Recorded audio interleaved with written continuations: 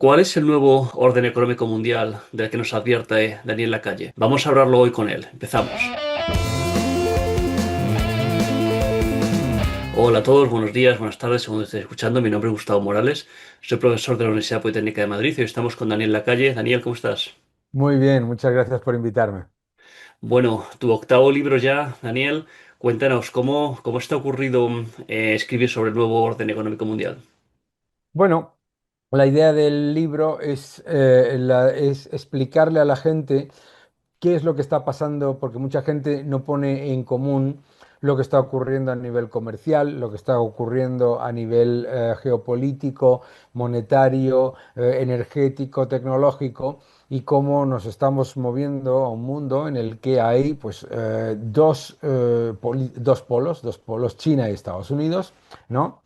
Que lo que está ocurriendo, por un lado, es que se está intentando introducir en muchos países, que no es ninguna novedad para nosotros, pero en Brasil, en México, en tantos otros, un estado depredador, que es lo que yo llamo aquí, que es un estado que se perpetúa destruyendo las instituciones democráticas desde dentro y las instituciones independientes, en el que se introduce una neocensura, etcétera. Eso es lo que yo llamo ese nuevo orden económico mundial, pero también hablo de la oportunidad que se está generando con el avance de Milei en Argentina y de tantos otros que lo que están haciendo es pues luchar contra eso y frenarlo, ¿no? Te quería preguntar si tu idea del Estado depredador se contrapone de alguna manera contra el Estado emprendedor de Mariana Mazzucato, si pensabas en ella cuando lo escribías, y si no te parece que de alguna manera los informes Letta y Draghi de la Comisión Europea que no llevan sino a que se incremente ese Estado depredador. ¿Cómo lo ves? Bueno, claro, hay un subcapítulo en el libro sobre la falacia del Estado emprendedor de Matsukato. Es una de las mayores mentiras y vendidas más convenientemente, que es una manera de intentar convencerte de que el capitalismo, el libre mercado y todo eso no funciona porque todo lo hace el Estado, ¿no? Es una tontería tan fácil de desmontar lo del Estado emprendedor. Cuando te dicen, no, es que Internet se creó gracias al Estado. No, pues entonces todo en la economía se creó gracias a los bancos, ¿no? Y hay que tener mucho cuidado con confundir a un financiador de primer recurso con un creador, que es otra cosa completamente distinta.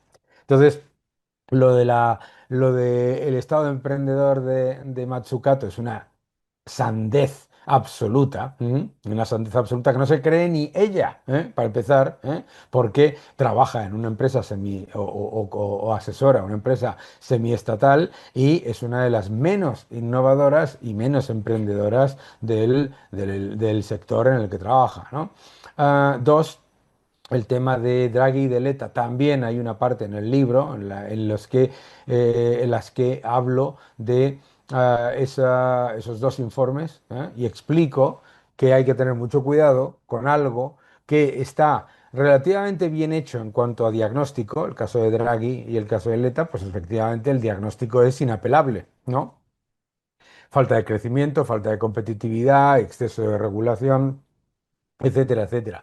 El problema es que ambos lo que proponen es dos tazas más, ¿sabes? O sea, por lo tanto, hay que ser muy cautelosos con esas propuestas maximalistas que te dicen que lo que ha sido un fracaso de intervencionismo se soluciona con mucho mayor intervencionismo, pero a lo bestia, ¿no? Efectivamente, ¿no? ¿Cómo es posible eso? ¿Cómo puede ser que el intervencionismo que nos ha llevado hasta esa poca performance, ese mal performance de la Unión Europea, podamos pensar que es que no se ha hecho lo suficiente y que habría que hacer un poquito más, ¿no? ¿Cómo crees que se puede llegar a ese pensamiento?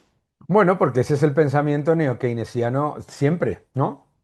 El pensamiento neo-keynesiano siempre es, el Estado tiene que hacer más. Si no funciona, es que no ha hecho suficiente, ¿de acuerdo? ¿Eh? Y si hace mucho más y tampoco funciona, es que hay que repetir, ¿de acuerdo? Eso siempre lo digo, ¿no?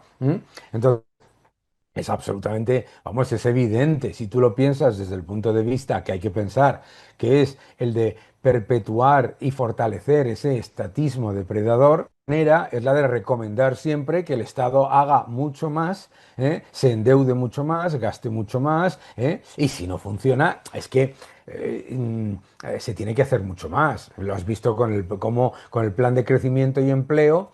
Dijeron, bueno, es que fue un fracaso porque no gastamos lo suficiente.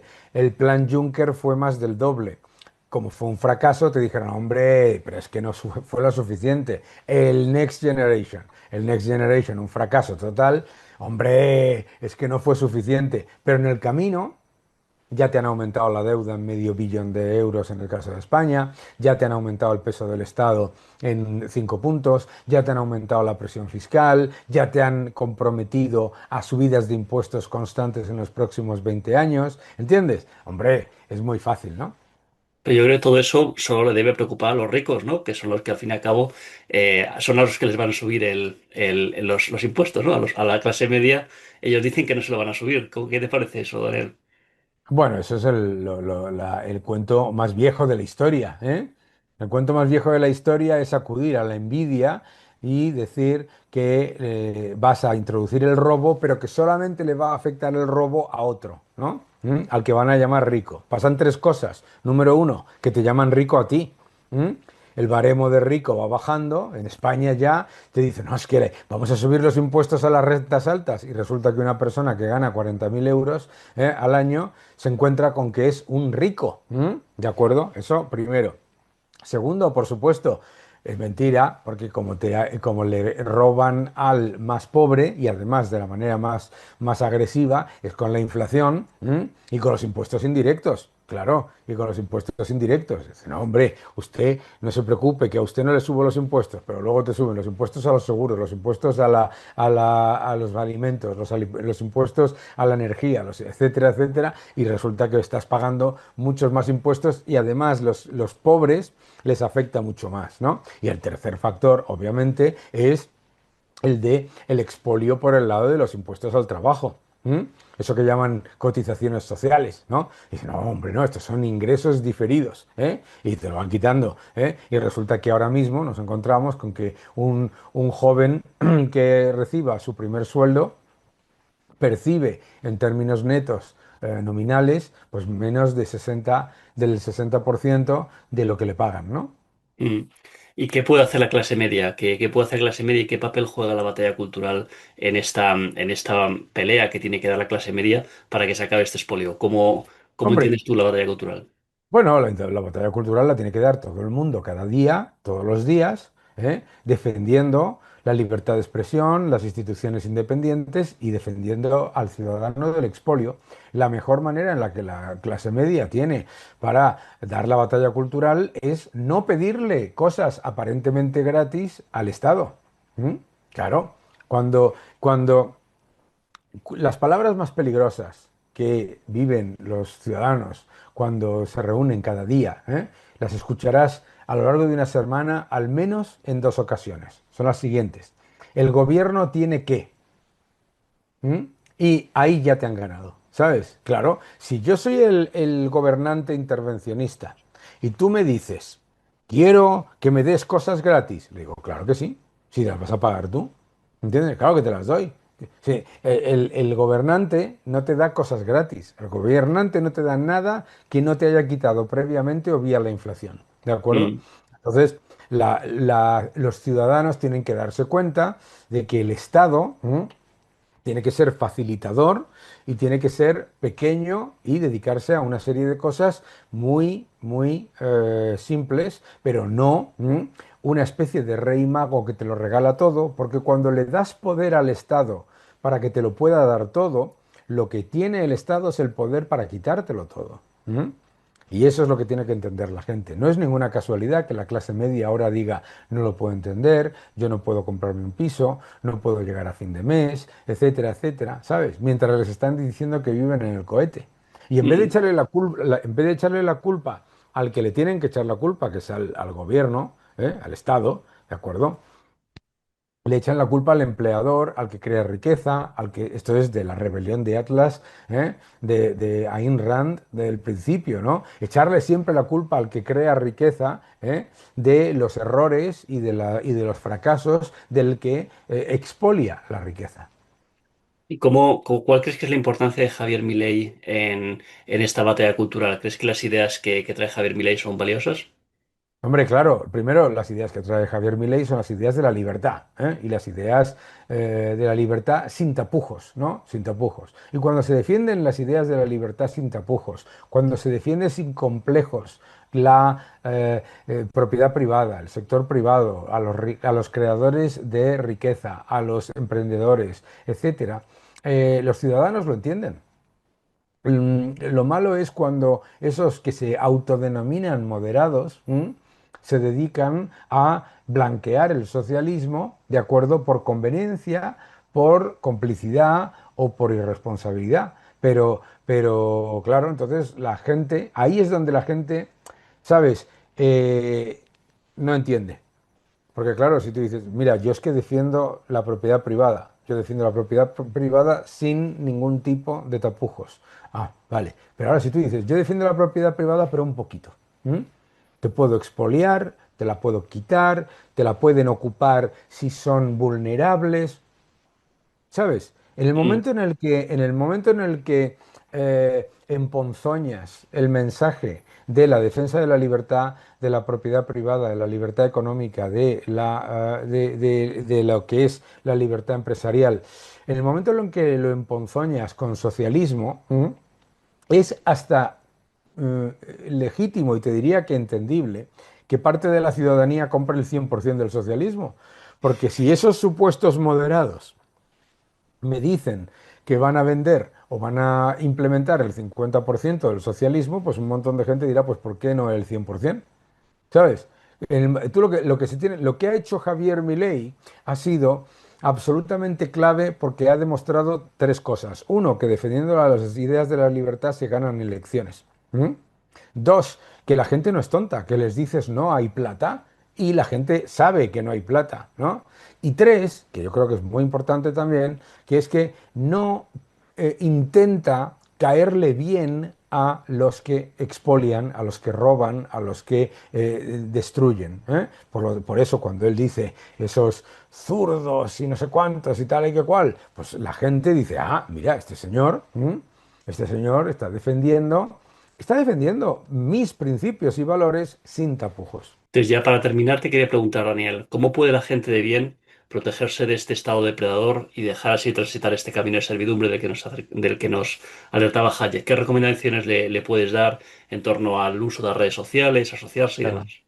El mal solamente gana por la inacción de los buenos. ¿Mm? La gente que vive ahora en Venezuela, te lo dirá muchas veces. ¿Qué error cometieron? Pensar, no, hombre, no, esto aquí no va a pasar. Esto aquí no va a pasar. Nosotros nunca vamos a ser Cuba. Venezuela no va a ser Cuba. Argentina no va a ser Venezuela. México no va a ser Nicaragua, etcétera. España no va a ser Venezuela. La gente de bien lo que tiene que hacer es luchar. Luchar todos los días, luchar por defender la libertad de expresión. La cantidad de gente que nos está viendo ahora mismo, que en la última semana se ha planteado autocensurarse por si acaso, ¿eh? Ante la posibilidad de decir algo, decir, casi mejor no lo digo, no vaya a pasar algo. Eso en sí mismo ya es una demostración de ese avance del estado depredador. Por lo tanto, ¿qué es lo que tienes que hacer? Lo que tienes que hacer es acudir a las redes sociales, defender tu libertad de expresión, ejercitar tu libertad de expresión, ejercitar tu libertad de asociarte, unirte a sociedades de la sociedad civil para defender los principios y valores, que no tiene que ser necesariamente un partido, que además esas luego generen influencia sobre los partidos y por lo tanto se defiendan las libertades individuales. Luchar, hay que luchar todos los días. Y con nuestro dinero, ¿qué consejo nos das? Nos dices de gastar nuestro dinero en empresas que representen nuestros valores y también buscar la independencia financiera, ¿no? Háblanos un poco más sobre eso. Lo primero que tiene que hacer la gente es entender que la inflación no es una casualidad, sino que es una política, que es la destrucción del poder adquisitivo de la moneda. Cuando hablábamos antes de pedirle, cuando le pides al Estado que te dé cosas gratis, el Estado te las da porque te las va a pagar en una moneda que cada vez vale menos. ¿De acuerdo? Es muy sencillo. Todos deberían leer el Fausto de Goethe, en donde el diablo, Mefistófeles, le dice al emperador, dales papelitos. ¿Eh? Pues claro, el Estado te da papelitos. ¿Eh? Entonces, lo que tiene que entender la gente es que el momento para invertir es ayer. ¿Eh? Y que lo que se tiene que plantear es que cuando decide no invertir, porque cree que tener el dinero en depósitos es muy poco riesgo, es cuando está tomando más riesgo. Y luego aparte ya compras el libro y te doy recomendaciones tanto en este como en Haz crecer tu dinero. Muy bien, pues nada, Daniel, muchísimas gracias por acompañarnos hoy y como dices, recomendamos mucho el libro y tiene muy buenas ideas para intentar defendernos de este estado depredador. Muchas gracias, un fuerte abrazo. Un abrazo, nos vemos.